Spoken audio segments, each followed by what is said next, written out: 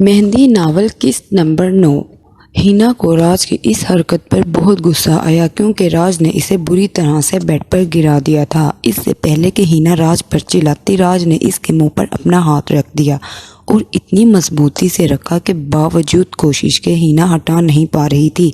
राज की इस हरकत पर हिना बहुत गुस्सा हो रही थी, पर आज तो राज को किसी बात की परवाह भी नहीं हो रही थी। वो मचल रही है, तड़प रही है, पर राज के आगे वो बहुत बेबस थी।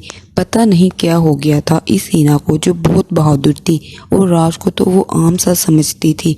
राज ने आज तक हिना से कभी ऊंची आवाज में बात तक नहीं की थी, मगर आज वो बहुत बदले से अंदाज में था। वो हिना की एक भी नहीं सुन रहा था। वो रो रही थी, चिल्ला रही थी, मगर इससे राज को कोई फर्क नहीं पड़ रहा। बस हिना को नीचा दिखाने के लिए वो आज एक दोस्त से जालिम शोहर बन बैठा था। वो जब सुबह जागा तो हिना नहीं थी। इसे अपनी गलती का एहसास हुआ। पता नहीं रात में इसे क्या हो गया था। जल्दी से वो बेड से नीचे उतरा, पैरों में चप्पल पहने और यहाँ वहाँ हिना को देखने लगा। पूरे कमरे में हिना इसे कहीं भी नजर नहीं आई। वो इसी तरह से भाग कर बाहर आया और हिना को तलाश करने लगा, मगर हिना कहीं भी नजर नहीं आ रही थी। राज बहुत परेशान हुआ। इस अनजान देश में वो कहाँ जा सकती है। फिर इसे आकाश मेहरा का ख्याल आया। वो जल्दी से कमरे में वापस आया क्योंकि हिना अपना मोबाइल भी यहाँ कमरे में छोड़ गई थी। राज ने हिना के मोबाइल से आकाश मेहरा का नंबर लिया और इसे कॉल करने लगा, मगर कॉल नहीं लग रही थी। आकाश का नंबर बंद था। राज ने जल्दी से कपड़े बदले और होटल से बाहर आ गया। वो अपनी रात वाली हरकत से बहुत शर्मिंदा था और इसे लग रहा था कि हिना इसे छोड़कर आकाश के पास चली गई है। राज ने हिना के साथ बहुत ज्यादती की थी और इस बात का इसे बहुत अफसोस भी था। वो हिना से माफ़ी मांगना चाहता था। वो इन शोहरों में से हरगिज नहीं था जो अपनी बीवी के साथ ज़बरदस्ती करते हैं और इन्हें पाँव की जूती समझते हैं। राज बहुत शर्मिंदा था। वो सोच रहा था वो हाथ जोड़कर हिना से माफ़ी मांग लेगा, पर हिना न जाने बिना बताए कहाँ चली गई थी।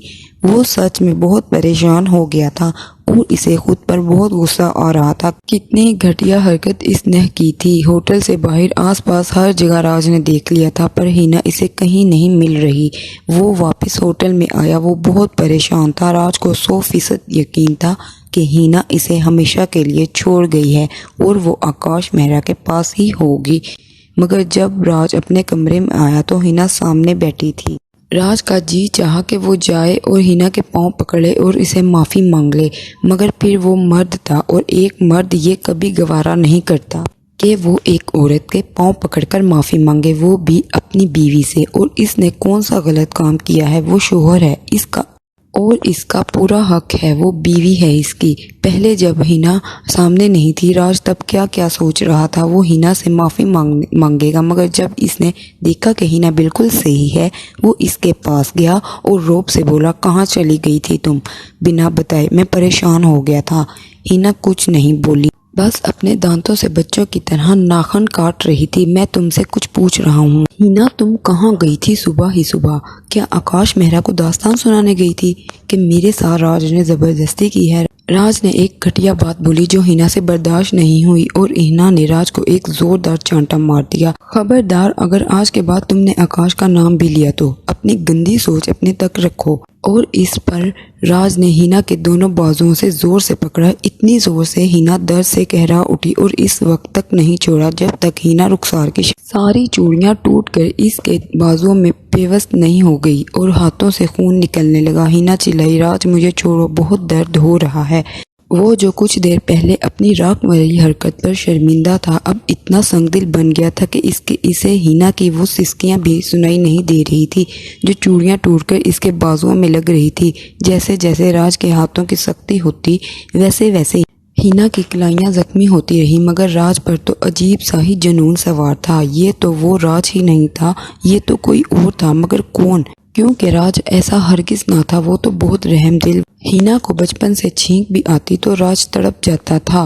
कल रात से जो अजियत राज ने हिना को दी वो अब तक नहीं भूली। और अब ये क्यों? हिना की कलाइयां खून से भर गई थी। दोनों हाथों की मुकम्मल चूड़ियां टूटकर हिना की कलाई में पेवस्त हो चुकी थी, मगर राज को रत्ती भर परवाह नहीं थी। इसके बाद हिना को जोर से राज ने धक्का दिया और वो पीछे जा गिरी। राज पर एक वहशत सवार थी। ये सच में राज नहीं था, बिल्कुल भी नहीं था।